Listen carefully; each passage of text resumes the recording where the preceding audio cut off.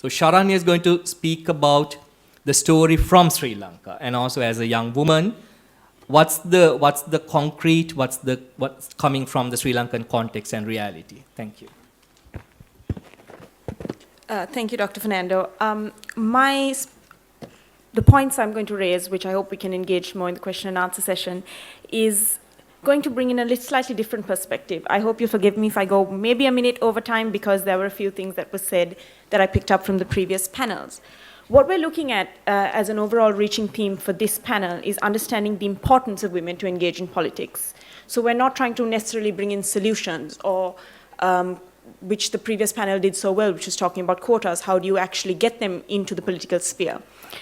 What I'm going to do is I'm going to break it into two subtopics, so to speak. We're going to look at what does it mean when we say engage in politics, and secondly, how do we reframe these issues?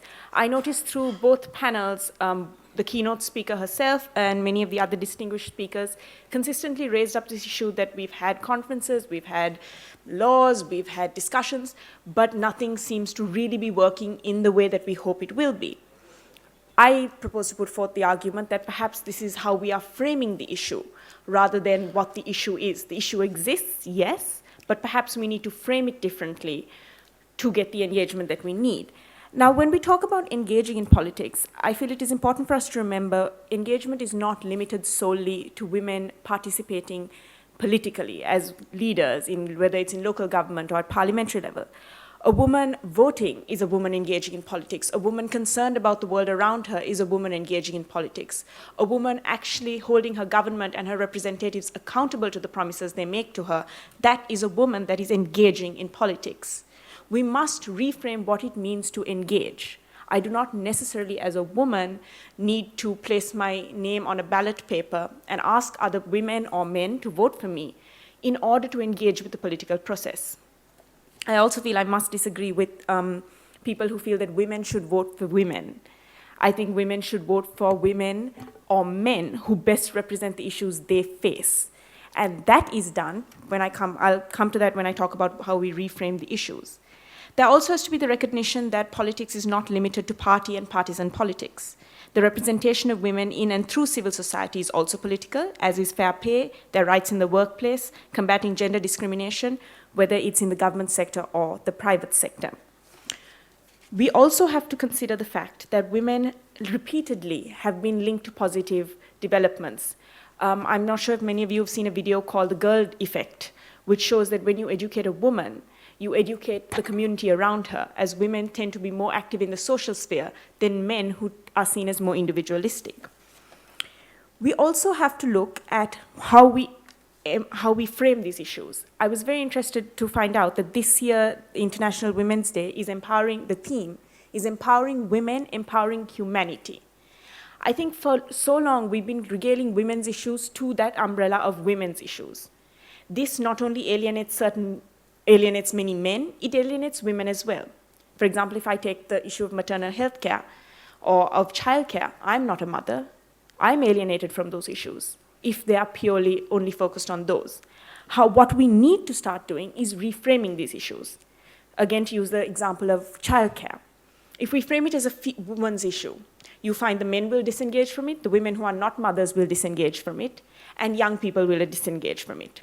If you frame it as a development issue, so if you don't have appropriate childcare, what happens? Women are forced to leave the labor force and take care of their children. What happens when women leave the labor force? You're reducing your talent pool and the quality of your labor.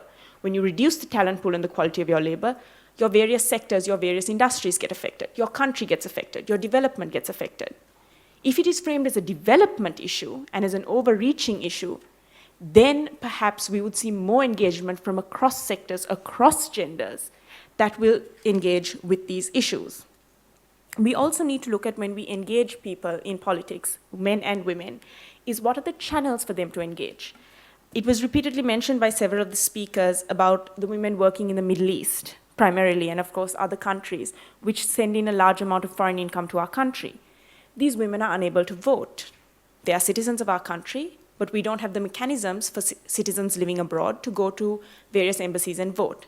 Thus, those women are unable in their areas to engage in the way that they know how.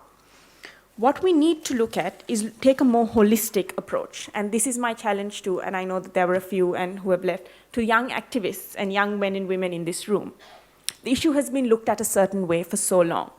It is not working. It has not worked. It has not worked in the way we hoped it would work, and it is still not working.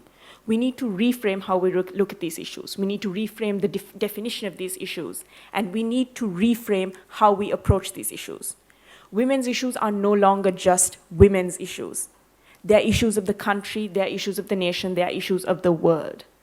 People engaging in politics is no longer the person standing on a platform and shouting out what they believe they need for their people. It is those of us who vote. It is those of us who hold our governments accountable. It is those of us who question what is right and what is wrong. It is those of us who engage with political processes and other processes. Let us redefine how we approach these issues and how we see these issues. And perhaps, finally, 20 years after the Beijing Declaration, we will finally see concrete, real results. Thank you.